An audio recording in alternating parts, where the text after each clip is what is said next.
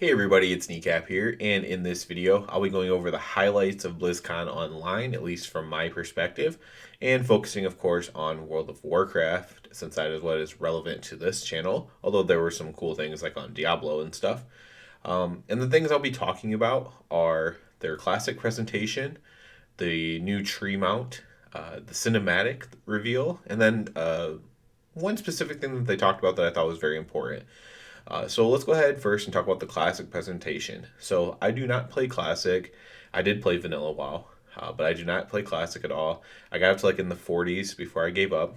For me, it was actually the toxicity of the players I was encountering that made me totally quit, because I would have at least casually leveled up and maybe casually PvP'd or something, and maybe tried to collect some old things that don't exist in the retail game anymore. But the toxicity of players made me quit. Um, People have different experiences in there. That was just my experience. I guess I was on a bad server from what people were telling me, but it is what it is, and I couldn't hack it. So I quit. But that doesn't stop me from appreciating how good of a job that the classic team has done overall. How great their presentation was today at the BlizzCon, and just how I see it evolving as well. So basically, the big announcement is they're coming out with Burning Crusade Classic, and the way they're implementing it is amazing. So basically, if you're a classic player or any player that doesn't require a subscription, you'll be able to choose whether your character stays in classic or goes on through the dark portal into the Burning Crusade expansion. You will also be able to make a copy of your character. It is a paid service, but if you really love classic and you want to keep your character there, you can do that while still experiencing BC on that same character just by making a copy. Of course, not everyone's going to want to pay for something like that, but it's an option.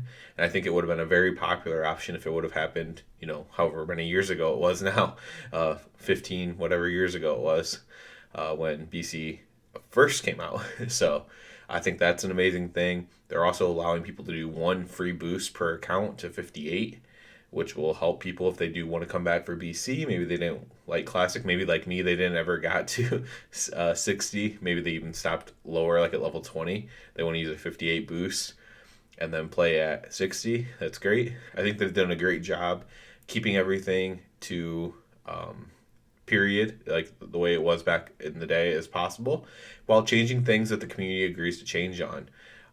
So they're really listening, which is important because they're marketing to a specific group of people. They're not trying to. If it happens, great. If they get new players, great. But they're not trying to get 16-year-old kids to come play World of Warcraft Classic or World of Warcraft the Burning Crusade Classic. That's not their target audience. Their target audience is very defined. It's very limited, and so the best way to get as many of them as possible is to listen to them, and they've done a great job. Overall, I'm sure there's been things that they haven't done a great job on, but overall, they've just done a great job. The presentation was great, and that was probably the highlight of the BlizzCon Online from the World of Warcraft perspective, which is why I have to talk about it because uh, even though it's not what I particularly play, it's still really good, and the presentation was great. So let's go ahead and talk about retail WoW now. Three things from there. The first thing was the Wandering Ancient mount. This thing looks fantastic. So if you don't know or don't remember, we voted on a mount. Basically, everybody that has Shadowlands gets, and it's the one that won was the Wandering Ancient. It's the one I voted for. It won pretty easily, and it's a giant tree. An ancient is like a big tree, sentient tree. You might see them in druid areas, for example, a lot. And this thing is really really cool. So it looks like an ancient, right? So you think of a wandering ancient, you probably think of big tree, green leaves, some vines, things like that. That is kind of how it looks.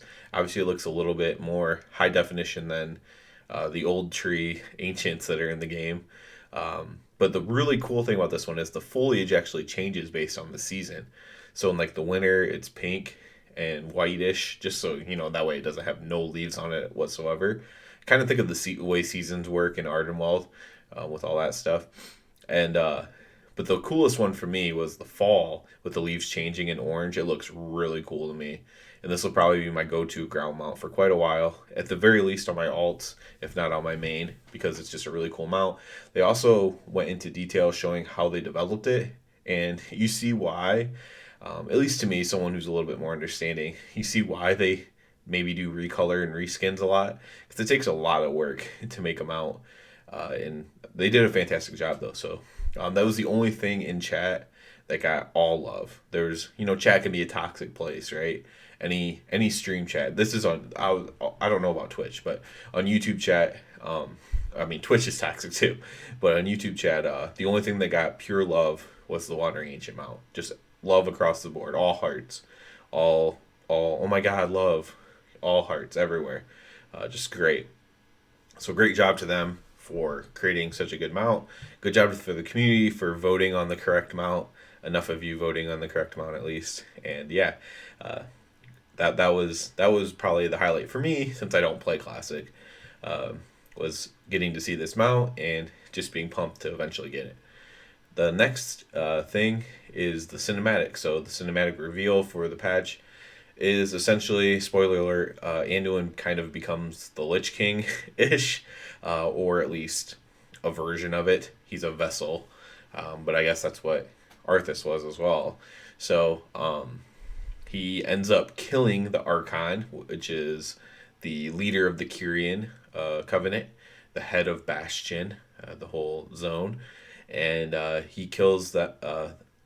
I don't know if it's a he or her, it doesn't really matter, but it kills the Archon, and I'm mostly saying that because I can't remember the name.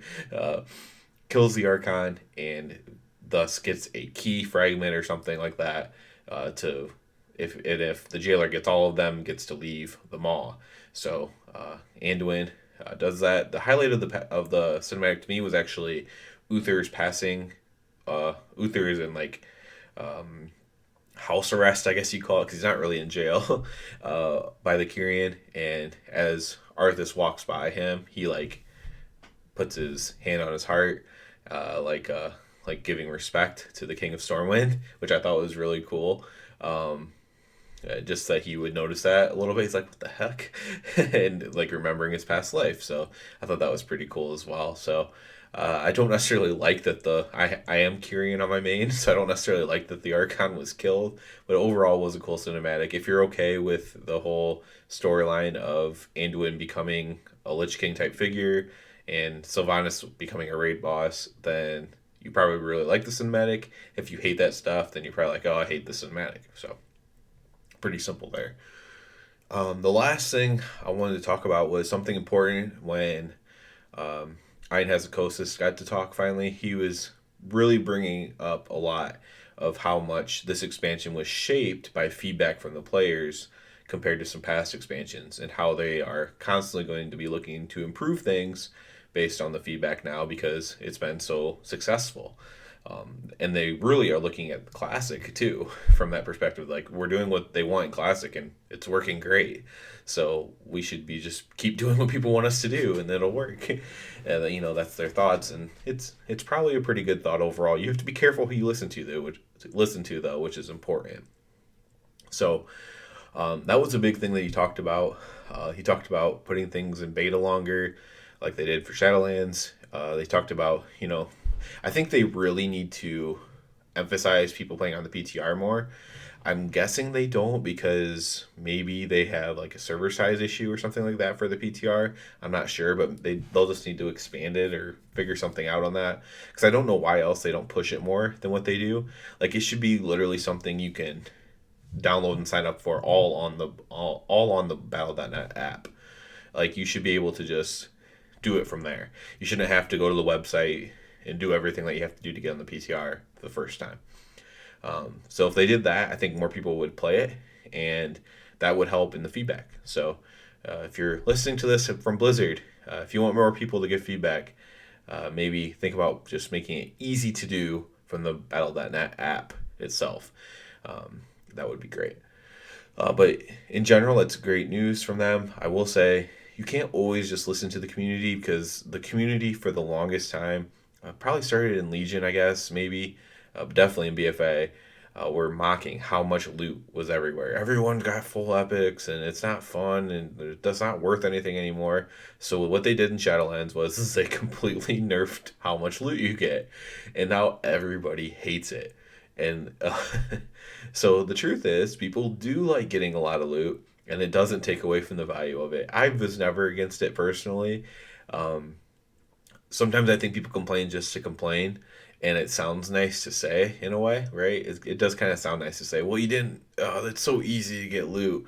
That's kind of a talking crap 101 thing to say. Well, you just took the easy way out or whatever. And I feel like that's was kind of just that audience saying that. And a lot of times it's people who you know aren't playing at a very high end level that are saying it anyways. And sometimes it's not. Sometimes it's like a popular person leading the narrative, even though it's not a very smart narrative. So you can't always listen to the community. I think you need to listen to the community. You need to listen to smart people who play the game a lot. I would consider myself that. There's a lot of them though. They don't even have to be content creators. It can be people who post on the Reddit a lot that are actual smart, caring people. Which maybe there aren't a lot of. I don't know. It could be people who post on the forums a lot that aren't trolling and being negative. But you should take the general community's thoughts. You should take and weigh them a certain way. You should take the dev team's thoughts and weigh them a certain way. And then you should take actual caring, devoted players' thoughts. And high endish too. Like in whatever they do. They could be high end mount collectors, they could be high end raiders, high end PvPers, high end battle petters, and take their opinion on battle pets, right? So take these people's opinions and weigh them as well. I would compare it to it's a bit of a silly comparison, but in the National Basketball Association, they do All-Star Game, and they do player voting, they do coaches voting, or player and coaches voting, or something like that, media voting and fan voting, and they're all weighted a certain way. And so, and I don't know if they release how they're weighted. You don't have to release how they're weighted, but that's the same thing. How there's kind of three things you could weigh there. You could weigh the general player's opinion versus the dev team's opinion versus the more devoted hardcore player's opinion. And those players could be hardcore in many facets, as I said. You don't have to be hardcore in one thing. You would generally want more diverse group. You'd want someone who has all the achievement points, someone who has all the mounts, which is probably the same person, all the battle pet stuff, all the raids cleared, all the mythic dungeon stuff you could do. You want these type of people, and you want to get their opinion, their thoughtful opinion, not their opinion when they're on camera necessarily, unless it depends. 'Cause some people are playing a character that are creators and stuff like that, and some people are being genuine, and you would want to almost take a side, like a more famous person who might be playing it up for their audience, and be like, hey, how do you really feel about this?